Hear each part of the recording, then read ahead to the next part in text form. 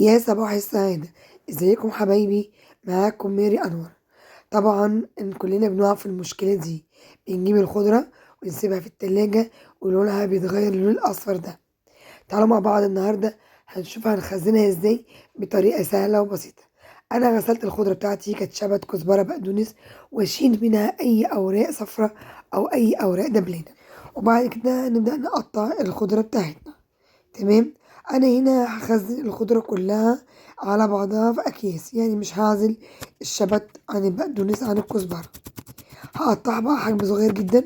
عايزة بس اوضح حاجة، الخضرة دي ما تنفعش للسلطات، هي خزانها ينفع للمحشي، لبطاطس مهروسة، لسبانخ، للسلق مع القلقاس.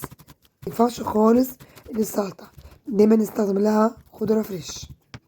خلاص كده بقى قطعتها وغسلتها وصفيتها، ده شكلها. نبدأ بقى نخزنها بالشكل ده. انا عندي اكياس الخزين دي، انا بحبها جدا. هبدأ بقى اجيب الاكياس بتاعتي واحط الكمية على قد الطبخة او على قد المحشي اللي انا هعمله.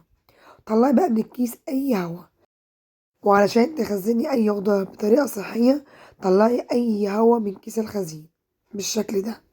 حلو قوي. لو جيتي بقى كمية كده اعمليها، هتنفعك كده في برد الشتاء. كما تنزلي تجيبي بالطلب، بس هتنفع معاكي محشي. جهزيها معاكي تبقى سهلة وتوفر معاكي وقت جامد جدا. شايفين؟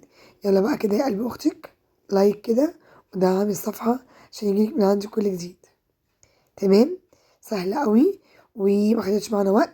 ونكتب على الكيس من بره ان دي اكياس للخضره، لان انا واحده من الناس بتلخبط بين الخضره وبين السلق وبين كمان السبانخ.